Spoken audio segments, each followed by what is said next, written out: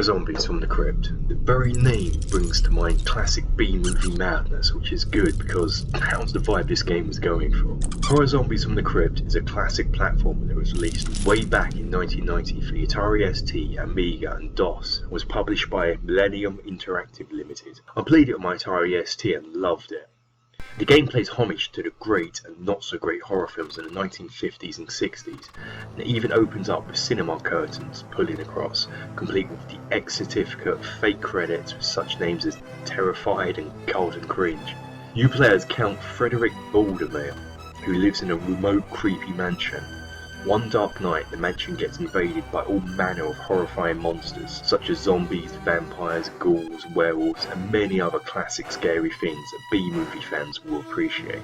The game consists of 6 levels, in which you must dodge, jump, and fight your way through.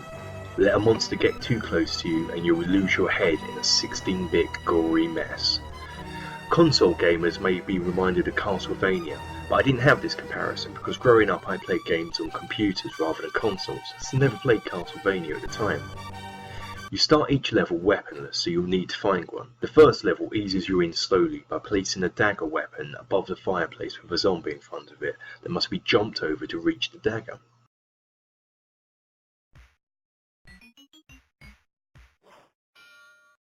Later levels it will be harder to find and acquire the weapon. Each level you have to collect a number of skulls before you can proceed to the next one. Why are we collecting skulls? I don't know. Because game logic. As well as these skulls, there will be keys to find to unlock doors that hamper your progress, and green keys to unlock chests. Like a lot of platformers of this type, there are secret rooms that can be found and special items such as boots that will allow you to sneak past certain enemies, objects to make you crawl, and even a potion that turns you into a zombie. Between each level there is a screen with text explaining the story, all of which reads as follows. As you take your first tentative steps beyond the decaying entrance gates of the Baldermere estate, your senses are alerted to an unknown fearful presence. You make haste to the apparent safety of the mansion house. The aged oak door slams shut behind you.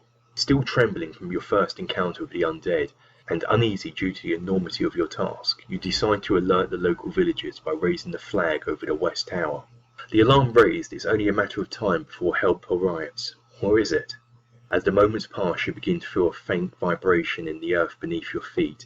A mysterious force draws you to a hidden cave entrance. You enter warily. With no hope of assistance, it becomes clear that you alone must end the terror that torments the ancestral home.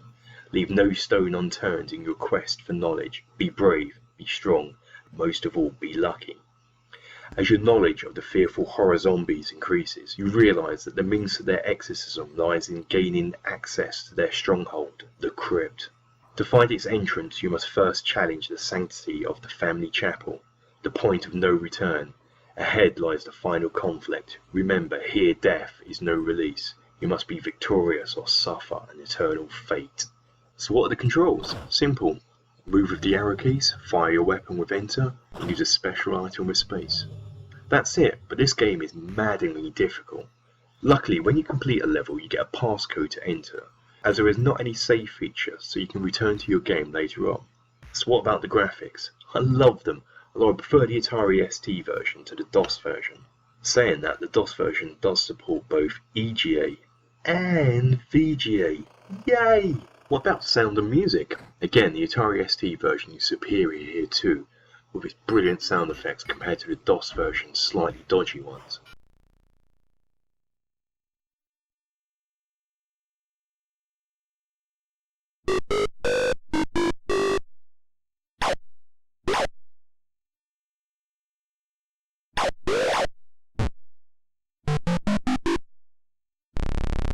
The DOS version is also missing the use of Montagues and Capulets, or is more properly called The Dance of the Knights, by Russian composer Sergio for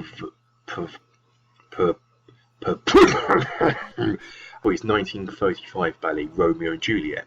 UK viewers nowadays will most likely know this music from the TV show The Apprentice.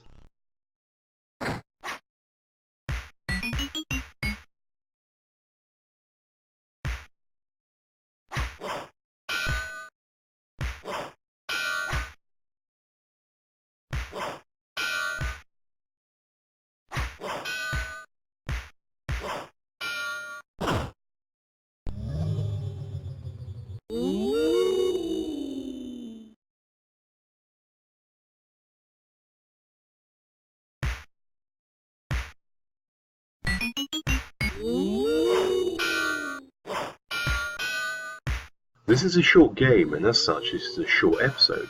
There's not a lot to be said here except, if you like horror, and I presume you do if you're watching these videos, and platformers, try to track it down and give it a try.